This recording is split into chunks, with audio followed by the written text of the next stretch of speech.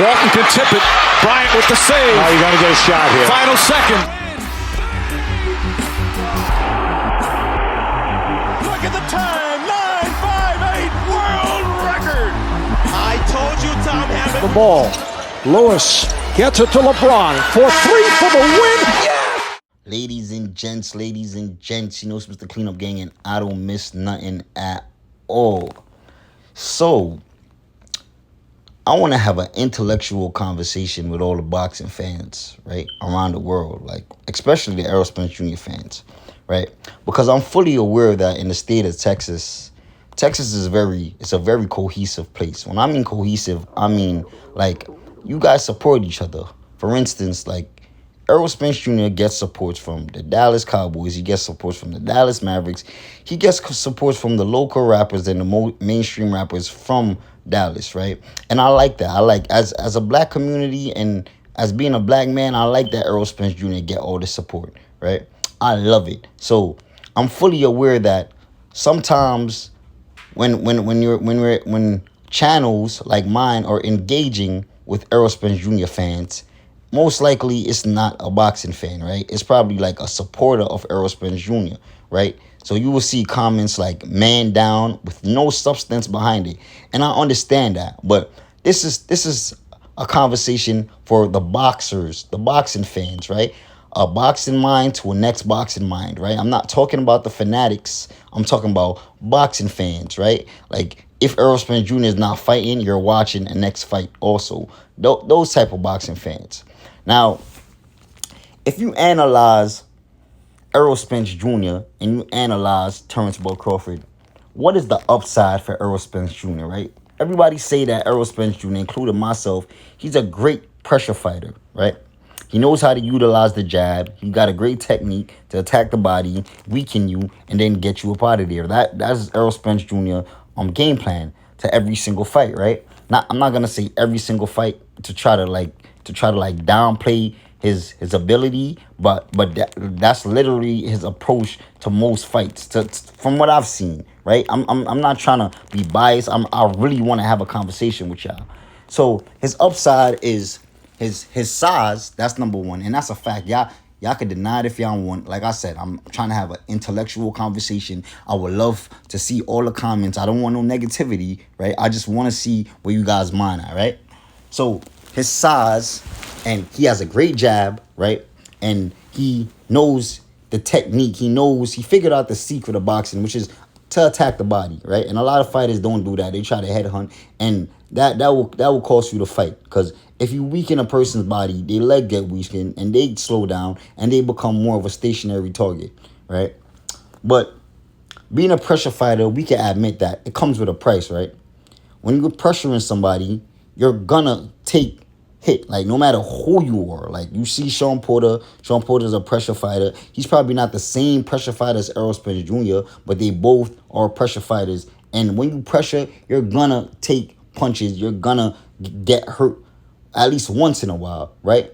So Errol Spence Jr., he's a pressure fighter that throws a lot of punches, right? So I want to ask you guys a question.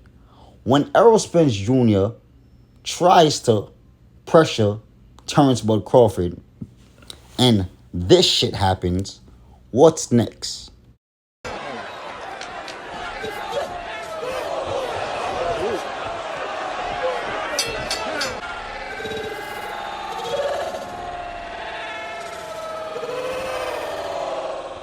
Now, that was not an attempt to make Errol Spence Jr.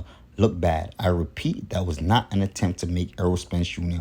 look bad, because I'm well aware that this is boxing, right? I've seen Terrence Bud Crawford got hurt by the likes of Mean Machine, Igor Velasquez, that's his real name, and Gamboa, right? I've seen Terrence Bud Crawford got clipped by those guys, and I've seen Terrence Bud Crawford hurt before.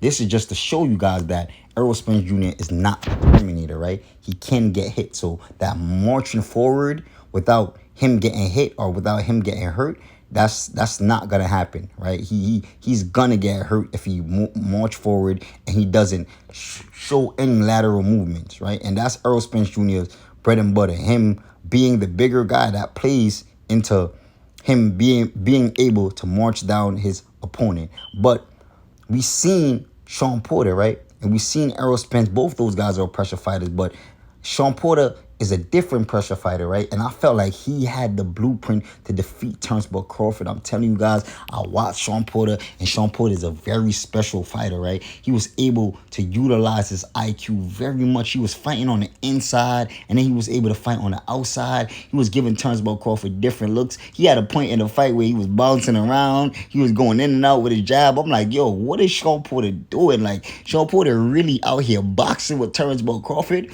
right? And then he had his moments where he was being rough. You feel me? So Sean Porter, to me, he had the blueprint to beat Turnbull Crawford. And when I seen Turnbull Crawford made those adjustments with the awkward move in Sean Porter, I'm like, no way Errol Spence Jr. is going to be able to handle this man, bro.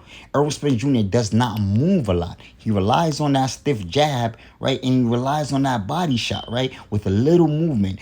That's not going to be enough with the most accurate puncher in boxing right now, bro. Every punch that Turnbull Crawford throws is for a reason, right? And he's throwing it with conviction, and he wants to hurt you. He's a mean fighter, right? If Errol Spence Jr. want to fight on the outside, that's not going to work. Turnbull Crawford got a 7'4" arm reach, right? He's going to utilize that, bro. You got to remember, this is the biggest fight of his career, right? This man have shown that if he wants to fight on the outside and he don't want to be touched, he doesn't have to. But I know that Errol Spence Jr., he's coming to win also. So he's going to tweak a little bit of things. And I think he's going to be able to back Turnbull Crawford up a couple times. And he's going to be able to use his strength against Turnbull Crawford a couple times. But that's not going to be enough. You're going to have that awkward movement.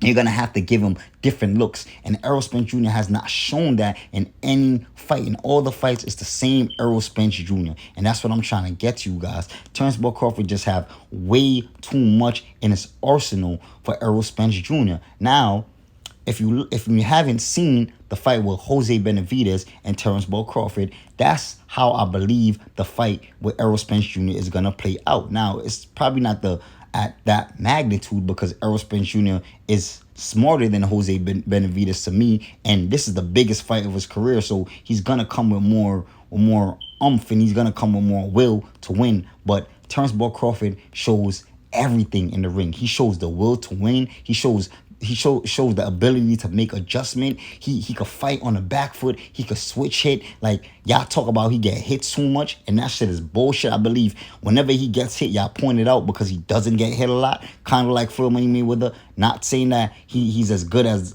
defensive as Floyd Money Mayweather. No, because Floyd Money Mayweather foundation is built around defense. Turnbull Crawford, he could switch from defense to the most aggressive fighter in boxing. So it's two different fighting style. But if you haven't seen the fight with Jose Benavidez and Turnbull Crawford, this is how I believe the fight is going to play out with Errol Spence Jr.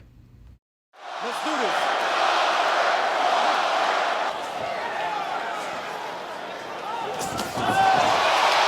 Good exchange.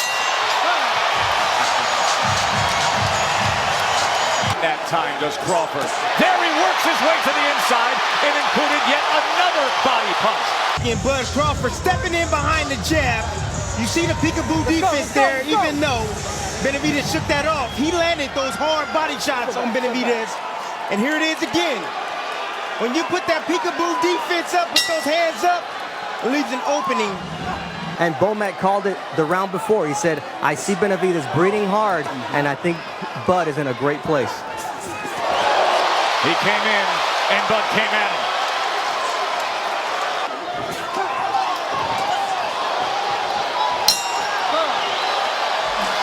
Fine-looking seventh round from Bud Crawford, Tim. Here it is. Crawford right here, making a miss, making him pay short. Left hand right there. This is what we've seen all night long, the facial expressions. Yeah, you know the facial expression just means that, hey, you're getting to me. That's all that means. You're getting to me. If you look at the facial expressions, no one's landed a good punch. Crawford comes in, left hand, right to the body. Good exchange to close out the eighth. By Bud Crawford, who's stepping right to him as he covers up against the ropes, and Crawford's going to have some options. Places a right hand to the body. Probing now with a body shot again. Says, come at me. He wants to try to draw him in again. Wasn't successful earlier in doing so. Let's see what Benavidez comes up with here as Crawford looks to unload. Pushes him back. A right hand came with it from Benavidez. This shaking his head is not how he wants to end this fight, however. Oh! Crawford gets him! My, oh my! What a shot!